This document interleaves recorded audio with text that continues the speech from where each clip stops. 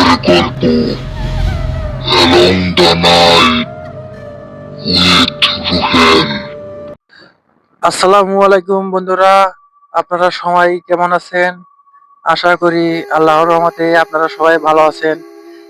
আহ, আজকে আমার প্রবাসী আমার ভাই ওই একজন ওই একটা গল্প শেয়ার করবে, সেটা ওর সঙ্গেই বাস্তবে ঘটেছে।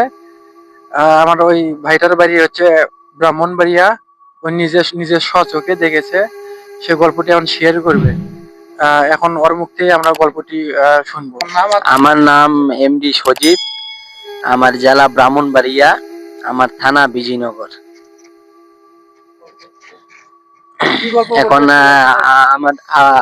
আপনাদের মাঝে আমি এখন একটা গল্প বলবো।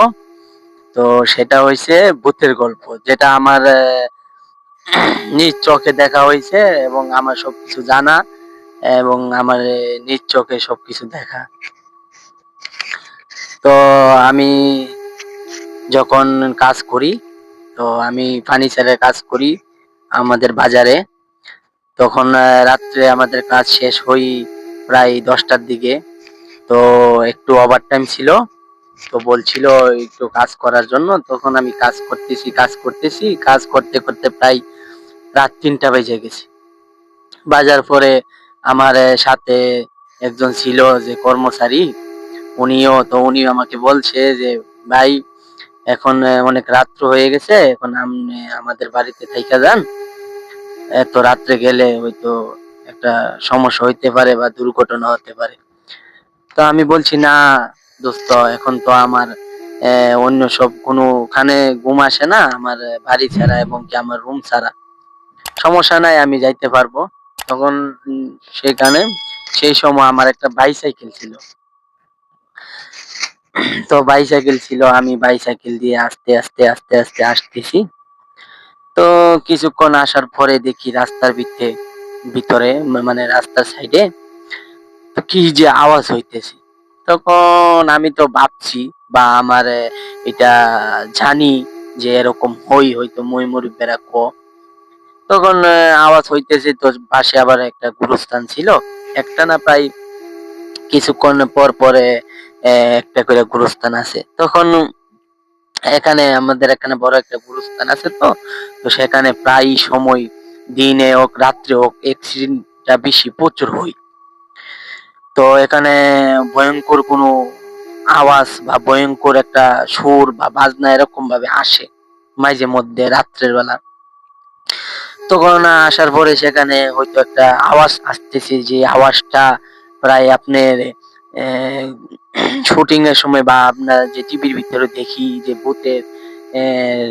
ভূতের গল্প বলার সময় যে একটা আওয়াজ আসে, এরকম ভাবে একটা আওয়াজ আসতেছে। আর প্রায় কোনো দিকটা কোনো বাতাস কিছু নাই, কিন্তু শুধু একটা সাইড এক জায়গায় মানে গাছগুলো অনেক লড়তেছিল।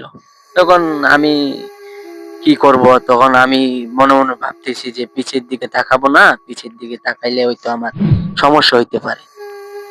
তখন আমি আবার আস্তে আস্তে আস্তে আস্তে ধীরে ধীরে সামনের দিকে যখন আগাই, তারপরে দেখি এখানে একটা দোকান আছে। তো দোকানের সাইডে প্রায় আপনার একটা হোটেল ছিল। হোটেল বলতে স্যার একটা দোকান ছিল। তো এখানে পাশে আবার সে গাছ গুছো ছিল। তখন এখানে তো মনে করেন দোকানের বাইরে একটা লাইট লাগাইতে ছিল। তো গাছ ছিল, যে গাছের যে ছায়াটা পড়ছে, যে ছায়াটার জায়গা আপনার একটা মানুষ বলতে মহিলার মতন বৈশা রয়েছে, প্রায় আপনার বউ সাইজা, বধুর মতন, বধুর বেশে, লাল শাড়ি, হাতে গহনা, গলার গহনা, মানে সবকিছু মিলায়া তখন বৈশা রয়েছে। তখন আমি তো নিজ চোখে দেখছি।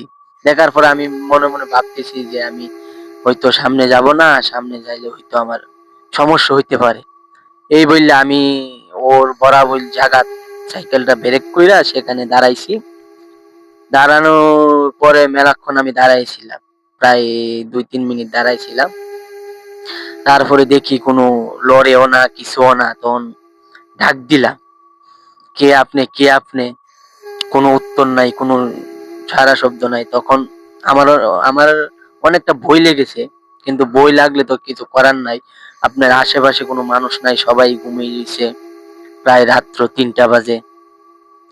তখন আমি ভাবলাম যে আমি যদি এখান থেকে যাই বা পিছন দিকে তাকাই হয়তো আমার অনেক বড় একটা ক্ষতি হইতে পারবে। তো তখন এই ভাইবা আমি আর এখান থেকে যাই নাই।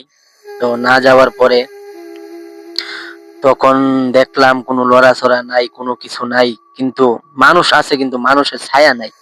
আমরা তো মনে করেন আপনি অন্ধকারে বা লাইটের আলোতে গেলে বা দিনের বেলা রৌদ্র আলোতে গেলে আমরা কিন্তু একটা ছায়া আছে। কিন্তু এলার কোনো ছায়া নাই যে বইসা রইছে। তো চিন্তা ভাবনা করতেছি যে এখন কি করা আছে? এখন কাউকে ডাক দেওয়ার মতন তো কোনো কিছুই নাই। আছে যে বাড়িঘর অনেক দূরে, এখান থেকে ডাক দিলে হবে না। যদি আমি দূরে চিৎকার করে ডাক দেই হয়তো আমার সমস্যা হতে পারবে, তাই আমি ডাকি নাই কাউরে। তখন প্রায় আপনার অনেক সময় হয়ে গেছে, আমি এখানেই সাইকেলের উপরই বসে রয়েছি। তখন এখানে একটা মসজিদ ছিল পাশে। তো মসজিদের যে মুয়াজ্জিম, মুয়াজ্জিম বলতে আপনার যে মসজিদের একটা দায়িত্বহীন একটা লোক থাকে না, যে এই দায়িত্বশীল লোকে তখন ওর বাসা পাশেই। তখন বিল্ডিং বাড়ি, তো তখন এখানে কেসি গেট ছিল। তখন গেটটা যখন মেলছে তখন একটা কিন্তু আওয়াজ হই। তো আওয়াজটা হওয়ার পরে আমি এদিকে তাকাইছি যে যেদিকে আওয়াজটা আসছে, এদিকে তাকানোর পরে দেখি মানে কে জানি বাইরে আসতেছে। তখন আমি আবার যে মহিলাটা বসা ছিল, যে বউ সাইজা, ওর দিকে তাকায়া দেখি ও নেই। তখন আমার প্রচুর ভয় লাগেছিল যে হয়তো এটা হিটেই হতে পারে। তখন আমার চিন্তা ভাবনা একটাই যে আমি বাকি রাস্তা কিভাবে যাব, যদি হয়তো সামনে যদি আবার ও ধরে বা আটকা বা কোনো কিছু করে। তখন পরে আমি আর কি করব, রাত্রে বেলা কেউ নেই পাশে, একলা একলা, তারপরে একলা একলা গেলাম। তখন রাস্তাঘাট অনেক অন্ধকার ছিল, লাইট আলো কিছু ছিল না। তখন যাওয়ার পরে বাড়িতে যখন গেলাম কাউকে কিছু বলি নাই। তো না বলার পরে এখন তো মুরব্বের কথা, যে গোসল টোসল করা লাগে এগুলা দেখলে বা ইয়ে করলে আমি আর কিছু একটা করি নাই। তখন রাত্রেবেলা শুইলাম, ঘুমাইলাম, তখন আমার অনেক জ্বর এসে পড়ছে। তো ধন্যবাদ সজীব ভাই। ওই সজীব ভাইয়ের আজকে অনেক সীমিত সময়, এর জন্য সে বধূ বেশি ওই একটা আত্মাক দেখছিল অনেক রাতে। তো যাই হোক, হুজুরের আহ নামাজের ওসিলায় হুজুর বার হয়েছিল দেখে ওই জন্য সজীব ভাই ওই আত্মাটা আর পিছু নিতে পারিনি। তা অবশ্যই ভবিষ্যতে সজীব ভাই আরো নতুন কোনো ঘটনা বা নতুন কোনো আহ, বাস্তব অভিজ্ঞতা নিয়ে, সত্য ঘটনা নিয়ে আমাদের সামনে আবার হাজির হবে। ধন্যবাদ সজীব ভাই। তো বন্ধুরা ভালো থাকুন। আসসালামু আলাইকুম। অবশ্যই পরের ভিডিওতে দেখা হবে নতুন কোনো সত্য ঘটনা নিয়ে, নতুন কোনো জায়গা নিয়ে। আল্লাহ হাফেজ।